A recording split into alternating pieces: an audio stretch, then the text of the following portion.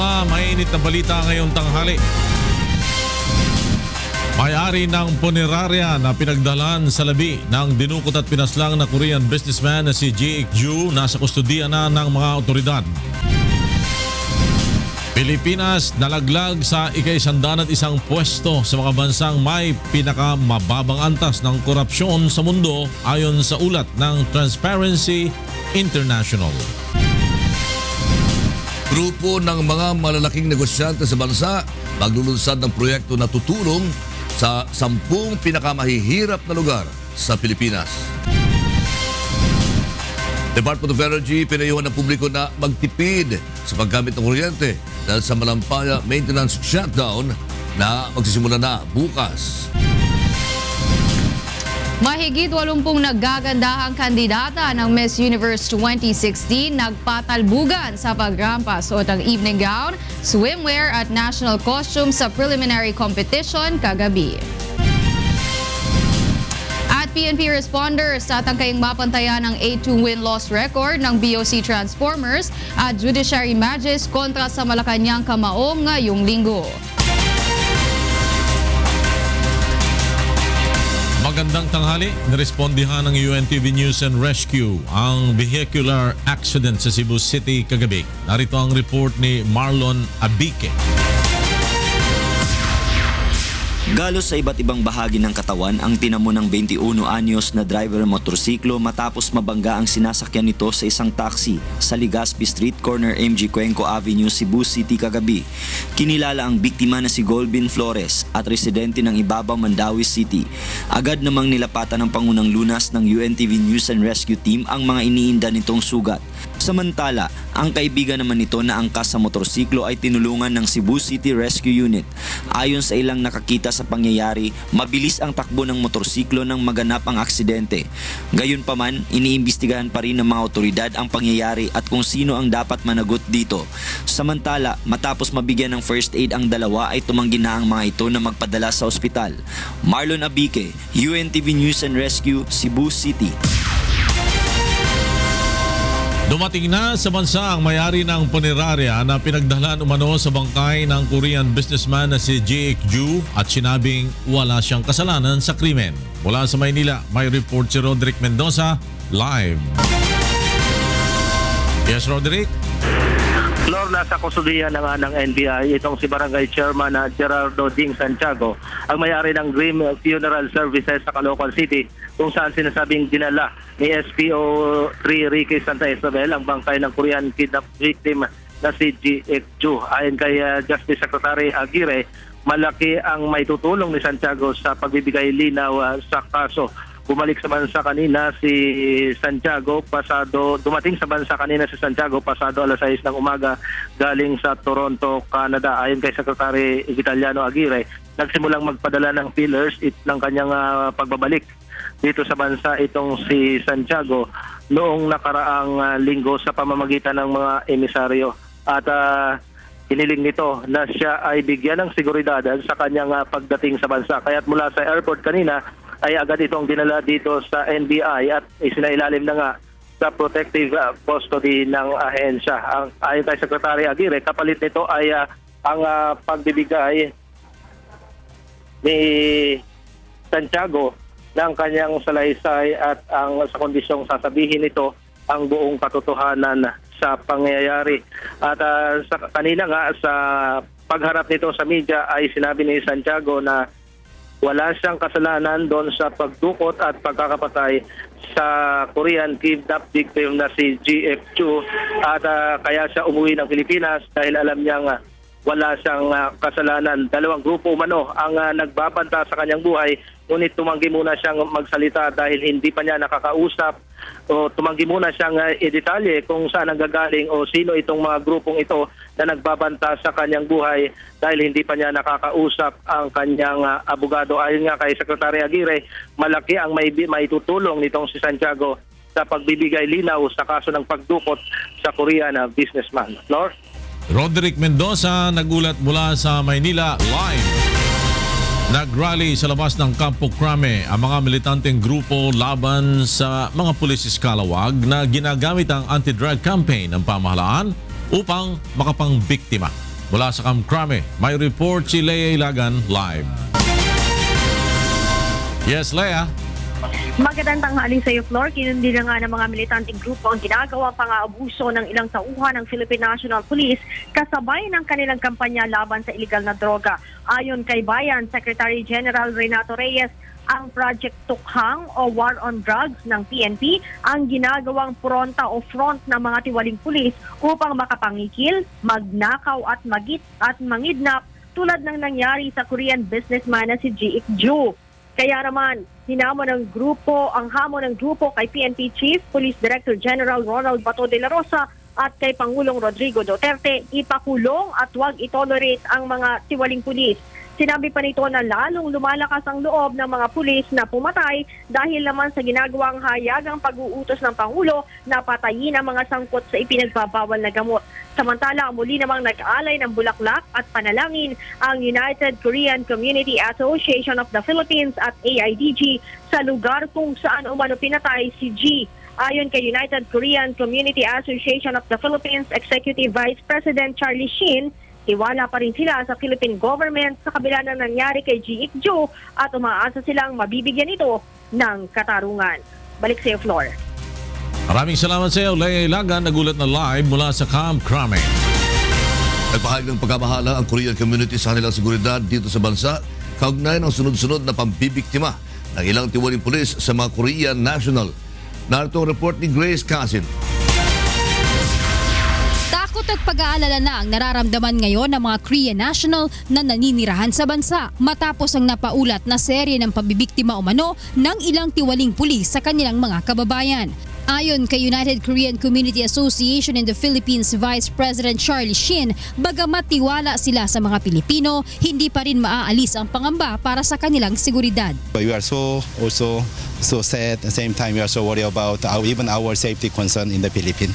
Humingi ng paumanhin sa pamamagitan ng isang sulat ang PNP Station 5 sa Angeles, Pampanga sa Korean community doon. Regarding po ito doon sa insidente nangyari po noong December 30 na mayroon pong na-abduct na 3 Koreans at allegedly po mga pulis po ang gumawa. Naghigpit na rin sila ng seguridad para sa Korean community sa Angeles pati sa ilang mga lugar na pinupuntahan ng mga dayuhan. Hindi napapayagang makapasok ang mga operatiba rito hanggat walang pahintulot ng pamunuan ng Station 5. Umaasa naman ang samahan ng mga Koreano sa bansa na mabibigyan ng hustisya ang sinapit ng kanilang mga kababayan sa kamay ng mga tiwaling pulis. Grace Casin, UNTV News and Rescue, Camp Crame. At humingi na ng paumanhin si Pangulong Rodrigo Duterte sa sinapit ng Korean businessman na si Ji Ik-ju na dinukot at pinatay umano sa loob ng Campo Crame. Narito ang report ni Victor Cosare. I apologize for the death of your compatriot. We are very sorry that it had to happen. Si Pangulong Rodrigo Duterte na mismo ang humingi ng paumanhin sa harap ng ambassador ng South Korea, mga negosyante at mamumuhunan dahil sa nangyaring pagdukot at pagpatay kay Ji Ik-ju. Si Ji ang Koreanong negosyante na biktima ng extortion at pinatay umano ng mga pulis sa loob ng Camp Crame. Of course, the Korean people are very, very upset. Yeah, and we are embarrassed. Such a heinous crime was committed. Yes, so that's why I asked the President to investigate the thought. Nangako ang Pangulo na mananagot sa batas ang lahat ng responsable sa krimen. And I will see to it that they are sentenced to the maximum. Better if they escape from prison. I'll send their heads to your... This... mga pulis, bantay, hindi ko kayo papalusutin. You will suffer. We do hope that all the investigation should be done very quickly, very speedily, and thoroughly, and completely. Kaugnay nito, muli namang binigyang diin ng Pangulo ang kanyang kahilingan na buhayin ang death penalty sa bansa. Samantala, patuloy namang pinag-iingat ng Korean government ang kanilang mga mamamayan sa pagpunta sa Pilipinas. Ayon kay Kim, matagal na ang naturang advisory bago pa man ang nangyari kay G, ngunit nilinaw nito na hindi ito travel ban. Umaasa din ang Korean ambassador na hindi maaapektuhan ng insidente ang pagdating ng mga turistang Koreano sa Pilipinas.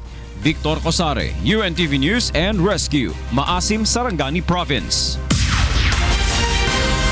Naghain ng petisyon sa Supreme Court ang survivor at ilang kaanak ang nang-apat na napatay sa Oplan tukhang ng PNP sa Payatas, Quezon City noong August 2016.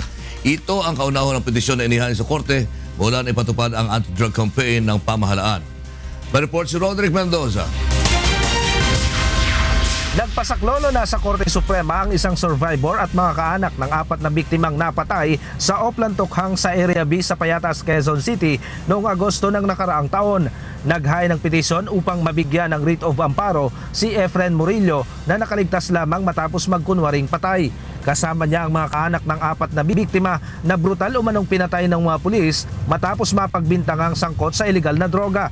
Respondent sa petisyon si PNP Chief Ronald De La Rosa, ang hepe ng Quezon City Police District at ang station commander at mga tauhan ng Station 6 sa operasyon. Ayon sa kanilang abogado, nagpasya ang mga petitioner na humingi ng proteksyon sa korte dahil umano sa banta sa kanilang buhay. The families of the victims who were murdered by the police are being visited by the perpetrators themselves repeatedly to cow them, to force them into paralyzed silence. The families, the petitioners are fearing for their lives. That is why we are filing this writ of amparo. Because hindi nga po sila makapaghanap buhay kasi takot na takot po silang lumabas pa ng bahay. Bukod sa proteksyon, hinihiling din ng mga petitioner na maglabas ang korte ng TRO sa pagsasagawa ng Oplan tukhang sa Payatas. I believe this is the very first time that such a suit is being filed with the Supreme Court questioning the application of the government's tukhang.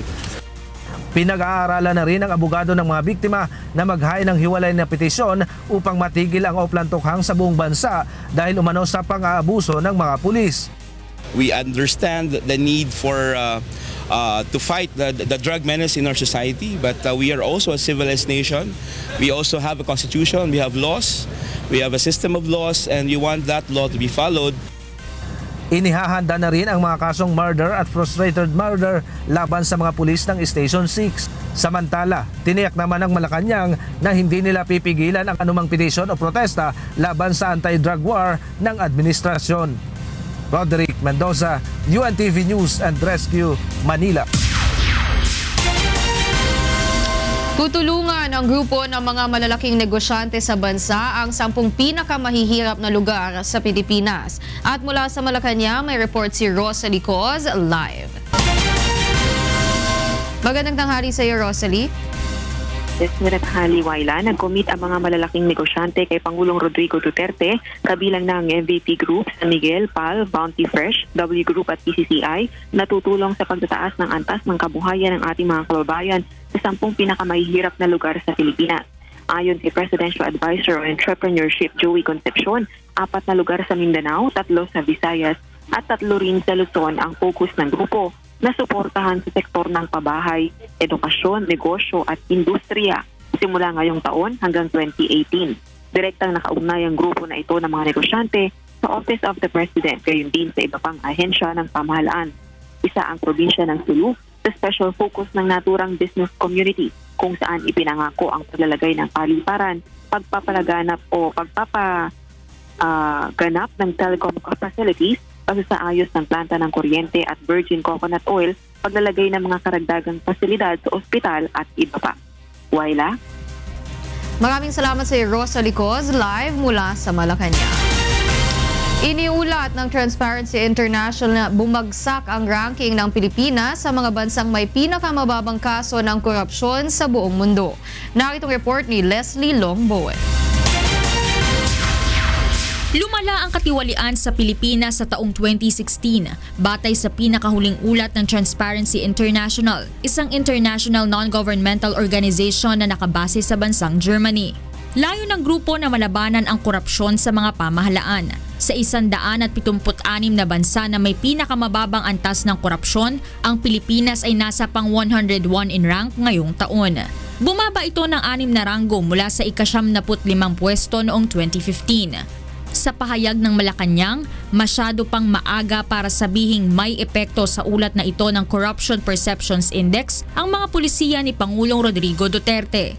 Ayon kay Presidential Spokesperson Ernesto Abella, ang report ay nakabase pa sa mga ulat ng katiwalian sa panahon ng nakaraang administrasyon. Pagbibigay diin pa nito, paulit-ulit ang ginagawang babala ni Pangulong Duterte sa mga government official at employee na papatawan sila ng kaukulang parusa kung hindi titigil sa kanilang mga maling gawain.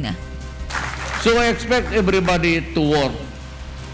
The money of the people, money is what?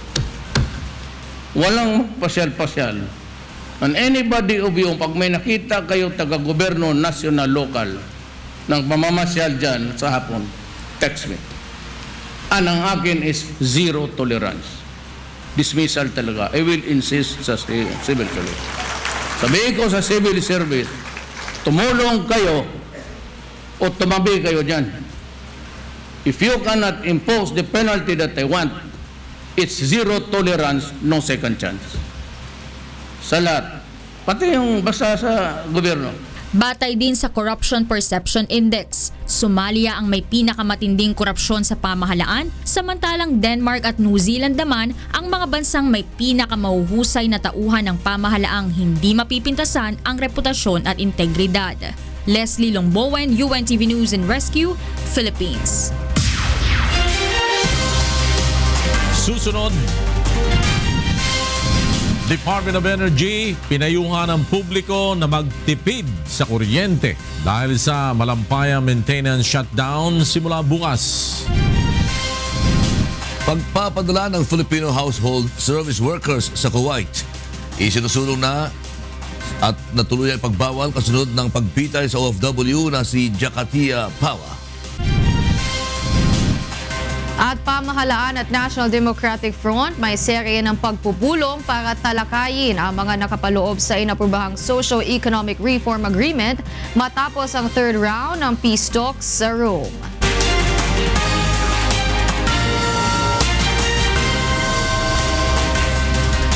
Muling nagpaalala ang Department of Energy sa publiko na magtipid sa kuryente kaugnay na malampayang maintenance shutdown na magsisimula bukas. Narito ang report ni Joan Nano. Sisimula na sa Sabado, January 28 ng Department of Energy ang 20 araw na maintenance shutdown ng Malampaya Natural Gas Power Plant. Bagamat pansamantalang isasara ang planta, tiniyak naman ng DOE na sa ngayon ay wala pang inaasahang power interruption ang mga customer ng Meralco. Kahit magkakaroon ng shutdown, wala po tayong brownout na inaasahan sa ngayon. Dahil lahat po yan na chine-check ng Department of Energy, sapat po ang supply. Unless meron talagang mga planta magsasara later on. Kaugnay nito, muli namang nagpaalala ang kagawaran sa publiko na magtipid ng kuryente upang mapanatili ang sapat na power supply. Una nang sinabi ng Meralco na posibleng magkaroon ng pagtaas sa singil sa kuryente ang maintenance shutdown. Sa pagtaya ng Meralco, nasa 1 peso and 44 centavos kada kilowatt hour ang madaragdag sa singil sa kuryente. Nangangahulugan ito ng dagdag na 288 hanggang 720 pesos sa monthly bill ng mga kumukonsumo ng 200 hanggang 500 kilowatt hour ng kuryente. Kaya naman nagbigay ng ilang tips ang DOE kung papaano makakatipid sa kuryente ang mga consumer. Mas makabubuti nila kung babawasan ng 1 oras ang paggamit ng ilaw kung saan nasa halos 50 piso ang matitipid dito sa loob ng 1 buwan. Nasa 20 pesos naman ang matitipid sa loob ng 1 buwan kung babawasan ng 1 oras ang 10 oras na paggamit ng TV sa maghapon.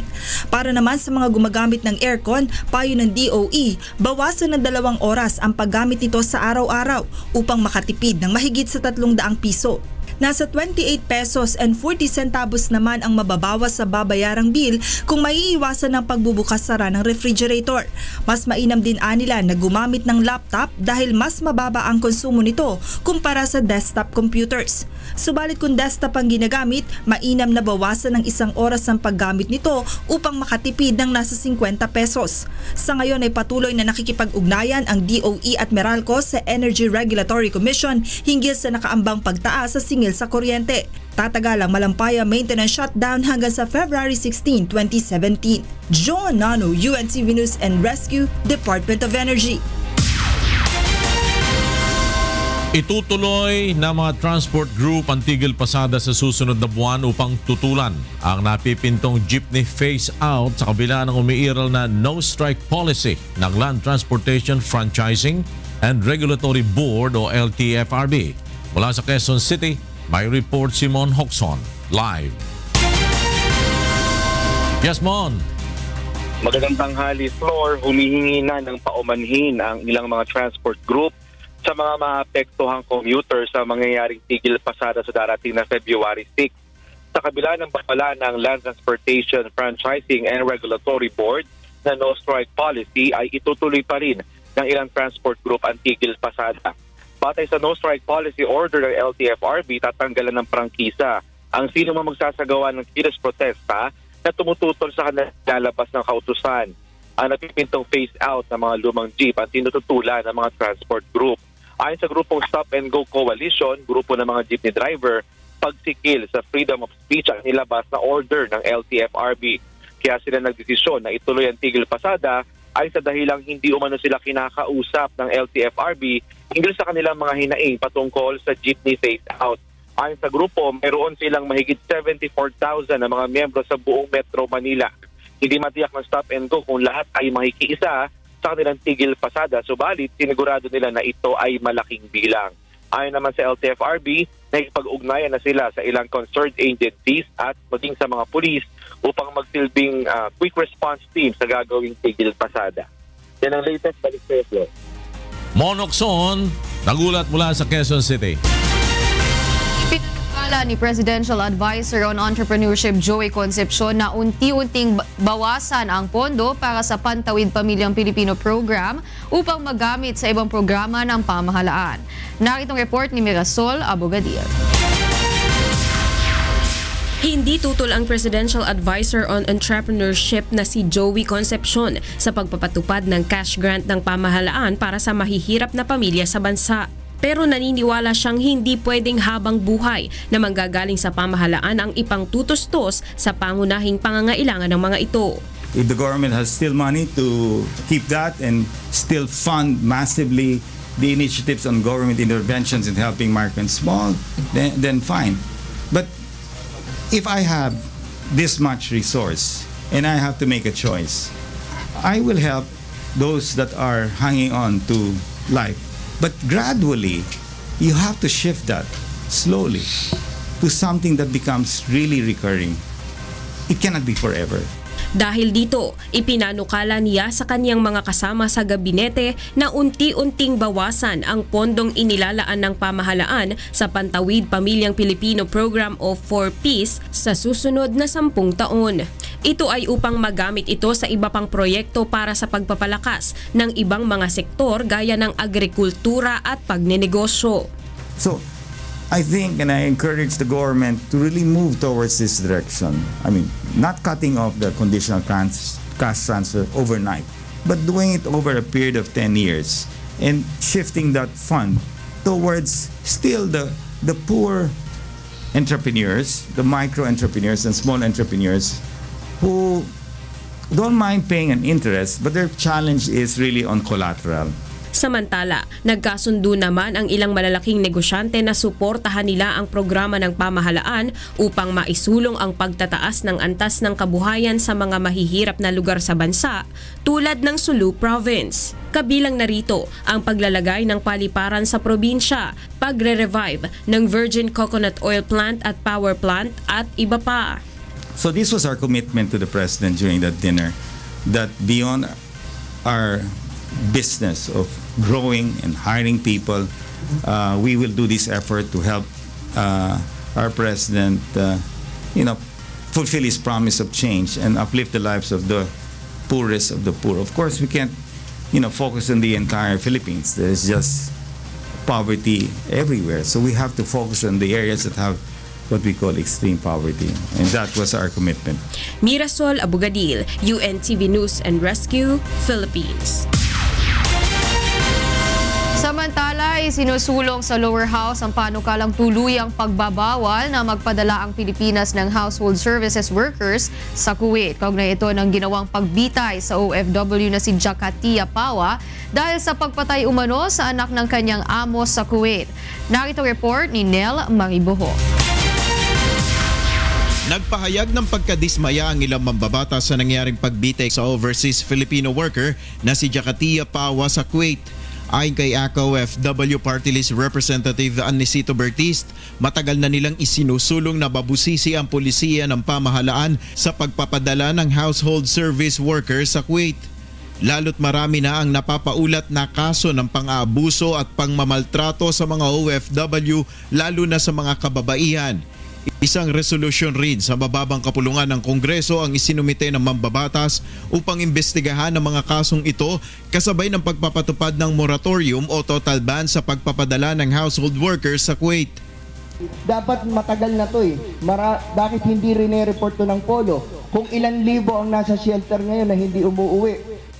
Kinwestiyon rin ng mambabatas ang naging hakbang noong 2012 ng Philippine Overseas Employment Administration o POEA Board na aprubahan ng 32 bansa kabilang ang Kuwait sa umano'y compliance sa polisiyang magbibigay ng proteksyon sa karapatan ng household service workers. Samantala, naniniwala naman si Muntinlupa City Representative Rufy Biason na dapat bumuo ang pamahalaan ng isang special body na tututok sa mga kasong pang-aabuso sa mga OFW.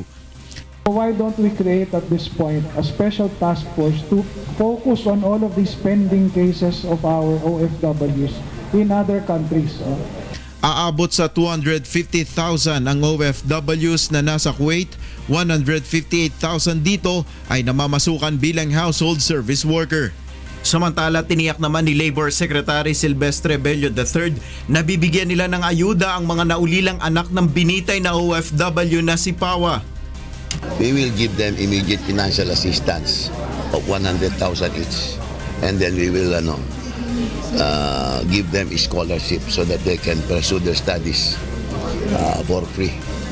And if they wish to, we could also train them for some livelihood program. Nel Maribuho, QNTV News and Rescue, House of Representatives.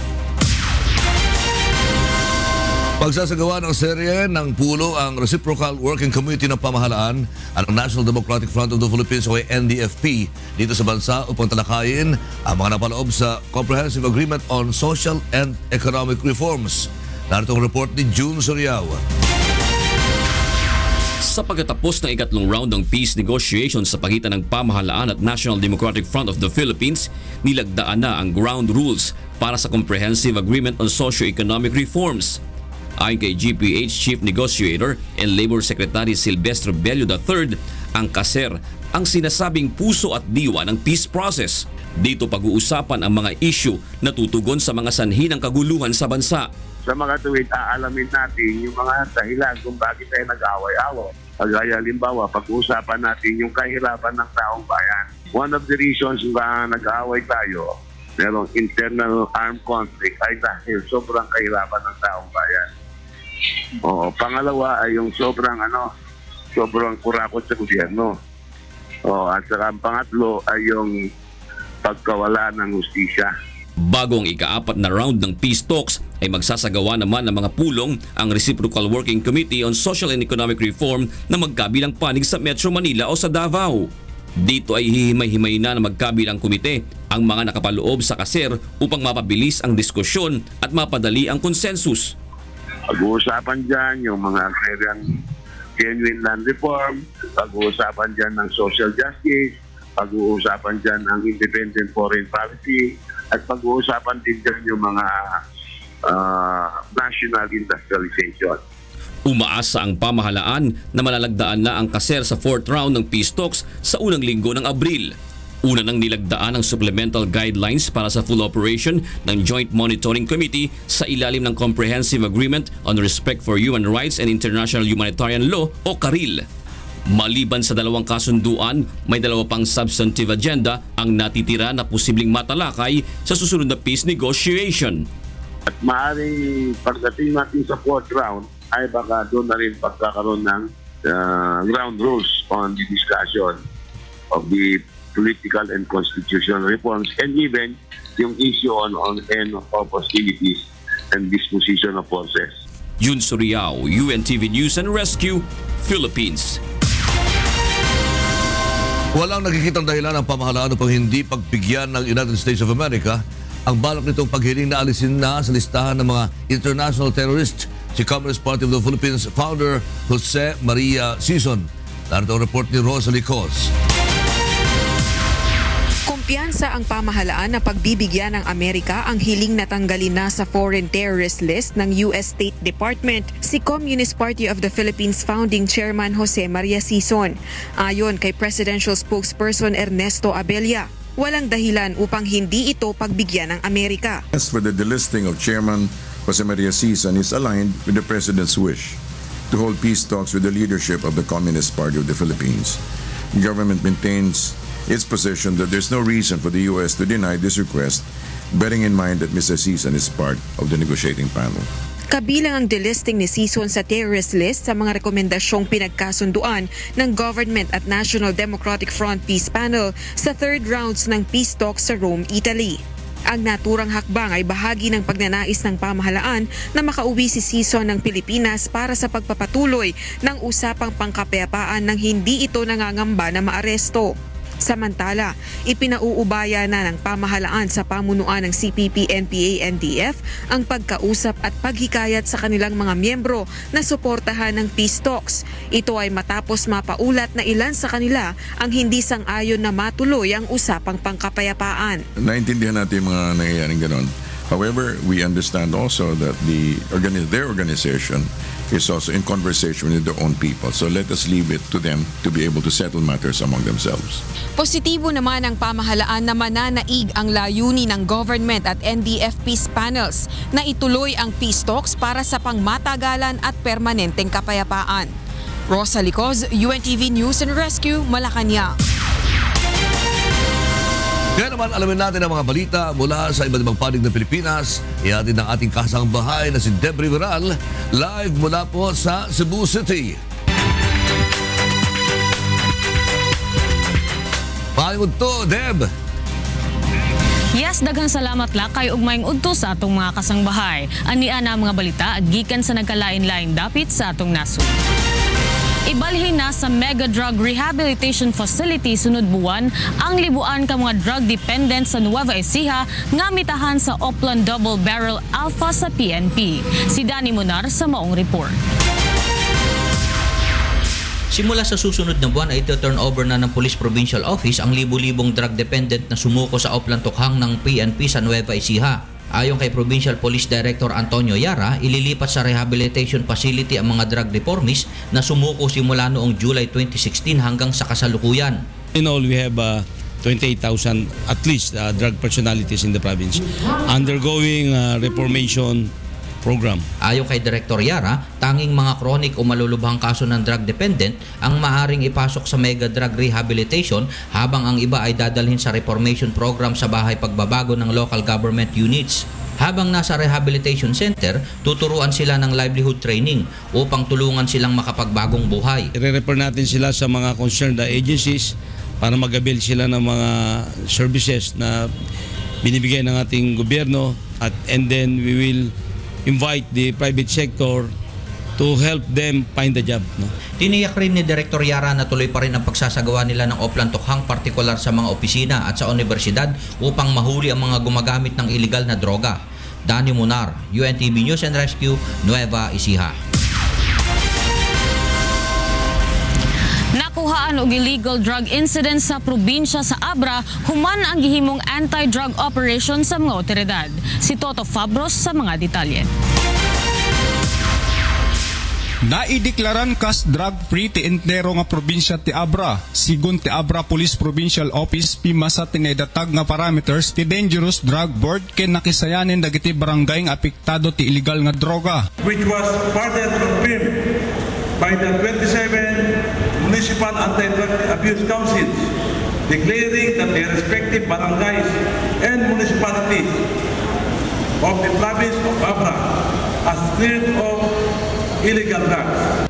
Ti report ti Abra Police Provincial Office manipod Oktubre 26 aging gana December 31 idi napalabas nga tawen 2016 nalinisan nen dagiti 217 drug affected barangays ti Abra. Ngem saan da pay nga kampante dagiti masiknan ket agtultuloy pay laing ti panawagan ken pakdaar kadagiti agnanaed nga dagos nga ipulong dagiti illegal nga araramid ti lugar da. I am just asking the full cooperation, continuing cooperation of all LGUs, local officials para tuloy-tuloy na itong maging drug-free or drug-cleared na probinsya natin. Tuloy pa rin ang monitoring natin. Of course, that is the way in which we can make sure that the area is maintained or sustained as drug-cleared areas. Ti sabali pa'y target men ti Regional Police nga maisaruno nga maideklara nga drug-cleared ti probinsya ti Kalinga, Apayao, Mountain Province ken Ifugao. Toto Abros, UNTV Damag ken Salakan, Bangged, Abra. Og kana ang mga balitang atong gitutukan gawas sa kauluhan. Gikan dinhi sa Cebu City, balik din ha sa inyo lakay. Daghang salamat, Deb Riveral. Susunod, mahigit 80 napakagagandang kandidata ng Miss Universe 2016 nagpatalbugan sa pagrampa sa preliminary competition kagabi. Movie tour ng isang araw ikatlong yugto sa Amerika. Dinayo ng mga Pilipino mula sa iba't ibang panig ng Amerika at Canada. At PNP responders tatangkaying mapantayan ng A2 record ng BOC Transformers at Judiciary Magis sa pakikipagsagupan nito sa Malacanang Kamaos sa Linggo.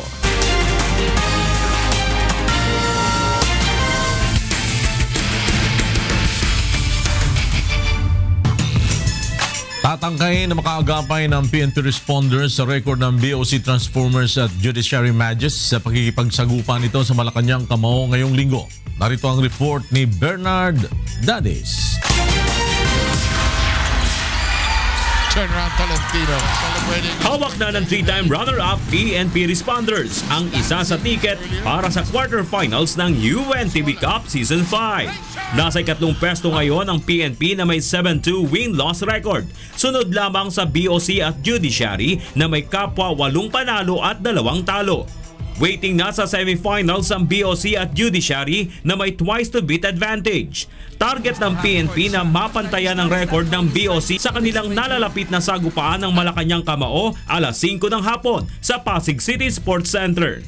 Ayon kay PNP Head Coach Ernie Santa Cruz, paghahandaan nila ng husto ang Malacanang Kamao. Bahagi aniya ng kanilang preparasyon ang pakikipag-tune-up games sa ilang commercial basketball team sa bansa. Pag-aral namin guys yung mga expo nila, yung mga veteran players nila like De La Cuesta, sila Luwangson. So yun, doon kami titingin, especially doon sa defense nila lang 1-3-1. Kasi maganda rin yung defense nila sa half court eh. So mag-isip kami paano namin maka-counters yung defense nila. At the same time, paano rin namin may stop yung mga quality players nila.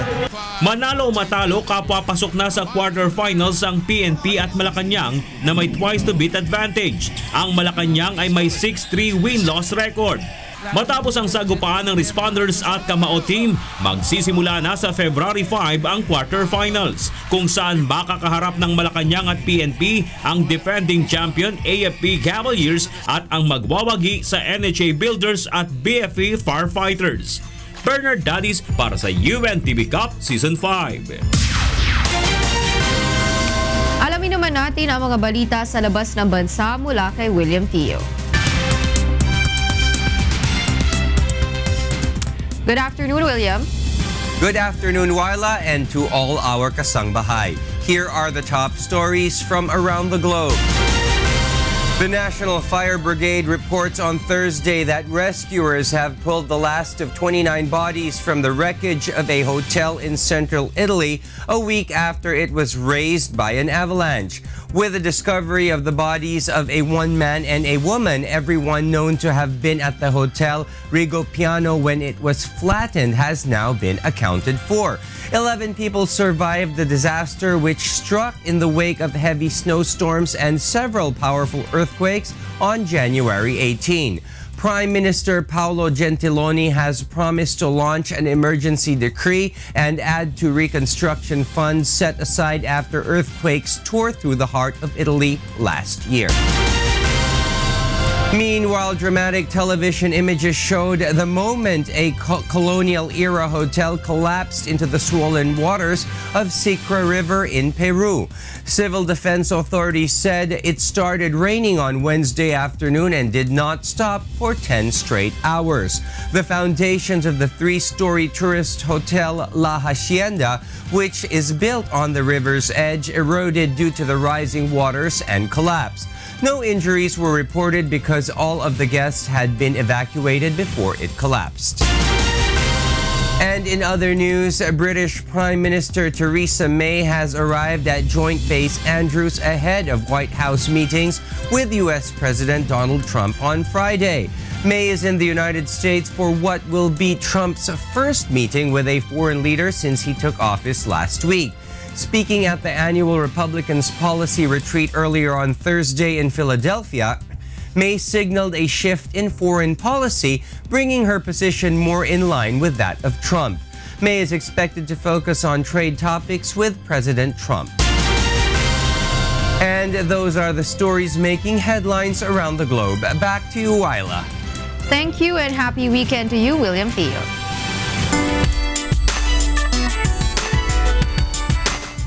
Ipinahayag ng Malacanang na hindi magdedeklara si Pangulong Rodrigo Duterte ng non-working holiday sa Enero 30 upang bigyan daan ang Coronation Day ng Miss Universe. Reaksyon ito ng Malacanang sa mga panawagan ng nagawing non-working holiday ang January 30 para sa koronasyon ng Miss Universe Beauty Pageant. Nauna nang idineklara ni Manila Mayor Joseph Estrada na suspendido ang pasok sa trabaho at eskwelahan ngayong araw sa Quiapo, Santa Cruz at Binondo sa Maynila dahil sa pagdiriwang ng Chinese New Year. Ipinamalas ng mga nagagandahang kandidata ng Miss Universe 2016 ang kani-kanilang husay sa pagrampa sa ginanap na preliminary competition kagabi. Narito ang report ni Rina Villamor Camara. Matapos ang preview at closed-door interview noong Miyerkules at Huwebes ng umaga, rumampa naman ang 86 na kandidata sa kanilang swimwear, evening gown at national costume. Naging festive sa loob ng Mall of Asia Arena kung saan madami ang dumayo sa bansa para suportahan ang kani-kanilang kandidata. Kanya-kanyang gimmick mula sa pagdadala ng kanilang bandila hanggang sa pagsusuot ng sash at costumes. Ang aktor na si Derek Ramsey at si reigning Miss Universe P Awards back ang naging host ng event kagabi. Pinakilala din ng mga hurado. Nakasama sa listahan sina dating UNICEF Ambassador at 1993 Miss Universe Dayanara Torres ng Puerto Rico. Ang founder ng Bailey's Agency, dating model at cast member ng Real Housewives ng Atlanta na si Cynthia Bailey. Ang journalist, publicist at international marketing director na si Rob Goldstone. Ang presidente at executive producer ng People's Choice Award na si Fred Nelson. Pati na rin si Francine Lefrak na founder ng Same Sky, isang organisasyon na tumutulong sa mga HIV victims, at ang 2007 Miss Universe na si Rio Mori ng Japan. Nagsimula ang programa sa pagpapakilala ng mga kandidata kung saan pinakamarami ang naghiyawan ng tinawag sina Miss Philippines, Miss Sierra Leone at Miss Venezuela. Una sa kompetisyon ng swimwear kung saan habang rumarampa bawat isa ay may deskripsyon ng kanilang pinagkakaabalahan o trabaho sa kasalukuyan.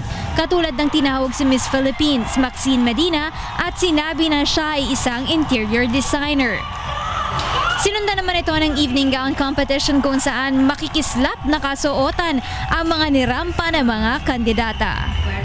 Naantala naman bahagya ang preliminary night nang i-anunsyo ng host na tapos na ang programa pagkatapos maglakad ng evening gown ng mga kandidata. Nagsisimula ng magsialisa ng tao sa Mall of Asia Arena nang banggitin na mayroon pang national costume at muling naghiyawan ng crowd at bumalik sa kanilang mga upuan. Hindi naman nagpaawat ang mga kandidata sa kanilang national costume kung saan bawat isa ay nagbibigay pagkakakilanlan sa kanilang bansa. Naghiyawan ang Filipino crowd nang lumabas si Miss Mauritius dahil gawa ng isang Pinoy designer ang kanyang costume. Ang kasuotan naman ni Maxine Medina ay sumisimbolo ng mga makukulay na venta boats at coral reefs sa bansa. Malaking bagay naman ang fan votes na ayon sa presidente ng Miss Organization na si Paula Shugart, magiging karagdagang hukom o additional judge ito sa pagpili ng top 12 kaya naman bukas ang botohan hanggang January 29. Kahapon dumating na rin sa bansa si 2004 Miss Universe Sushmita Sen na nakapanayam pa namin sa airport. Kind of beauty that has great poise, the tremendous amount of elegance, which is, like they say, I think, confidently beautiful. Okay. Not screaming I'm beautiful, just confidently beautiful. Okay. Sa Lunes, magsisimula ang coverage ng 65th Miss Universe pageant alas 8 ng umaga dito sa Mall of Asia Arena. Rina Villamor Camara, UNTV News and Rescue, Pasay City. Malaking tulong sa singing career ni KZ Tandingan ang pagsapa niya sa sumisikat na FM mobile radio booth ng Wish 107.5. Ayon sa singing diva, positibo ang naging epekto sa kanya ng mag-viral o ng nag-viral na performance niya sa Wish Bus. Narito ang report ni Adjes Carion.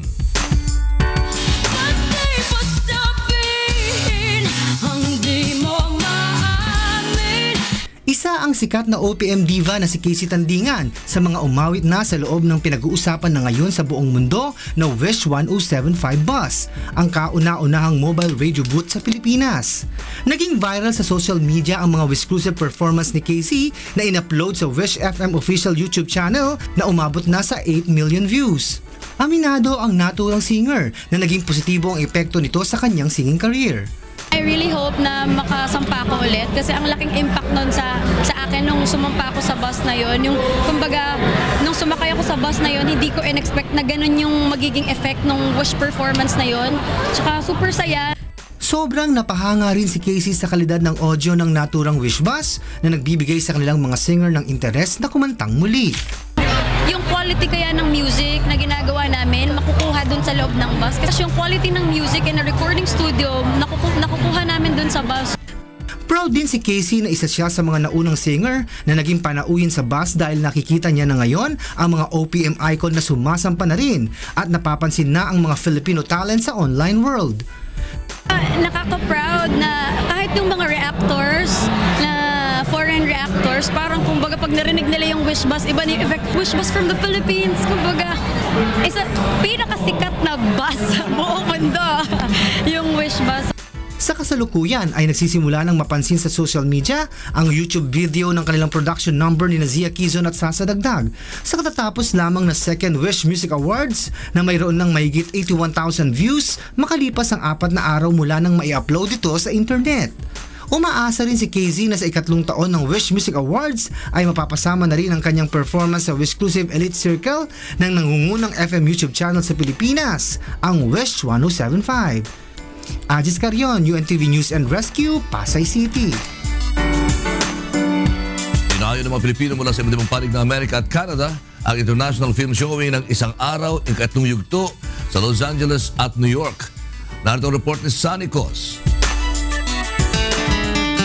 Ilang linggo matapos ang first out-of-the-country premiere showing ng isang araw ikatlong yugto sa Australia, sa Estados Unidos naman sunod na ipinalabas ang advocacy film ni Kuya Daniel Razon. Dahan-dahang mga kababayan natin mula sa iba't ibang estado ng Amerika ang nagtungo sa Los Angeles at New York kung saan isinagawa ang film screening sa dalawang magkasunod na linggo. Masayang-masaya po at saka excited kasi ngayon ko lang ulit siya makikita ng personal since nandun ako sa Pilipinas. Ay, maganda. Marami pong drama. Napaiyak po. Tsaka yung action at tsaka yung mga lessons. So. Ngunit hindi lamang ang mga kababayan natin sa Amerika ang nakapanood ng pelikula dahil maging ang mga Pilipino mula pa sa Canada ay dumayo pa sa New York. Ayon sa kanila, hindi na sila makapaghintay na mapanood ng ikatlong sequel ng Isang Araw the Movie na inaasahan nilang kapupulutan ng maraming aral. Napakaganda ng movie, maraming aral na mapupulot, marami pong mga passage sa Biblia na nasabi si Kuya. Ayon kay Kuya Daniel na sumulat at nag-direct ng pelikula, nais niyang matanim sa puso ng mga manonood ang mga aral na nakapaloob sa advocacy film. Maraming laman yung ating nasa movie natin, yung mga nangyayari ngayon, yung mga kailangan maintindihan ng mga tao ngayon at yung magiging participation ng bawat isa sa atin. Totoo naman yun na dapat alam natin na ang paggawa natin ng kabutihan ay hindi magbubunga ng masama dahil yun ang isang bagay na nakasulat sa Biblia. Kaya isang bagay na dapat tinatandaan lagi sa buhay ng isang tao, piliin natin palagi yung tama, piliin natin palagi yung kabutihan kaysa sa kasamaan dahil walang mabuting gawa na magbubunga ng masama. Umaasa naman ang mga nakapanood na ng pelikula na masusundan pa ang isang araw, ikatlong yugto. Sanicos, UNTV News and Rescue, New York, USA. At yan ang mga balitang aming tinutukan at inaksyonan. Dahil sa aming pagbabalita, una ang pagkalinga sa kapwa. UNTBC News, may balita sa mang panig ng daigdig. Magandang tanghali at Happy Weekend!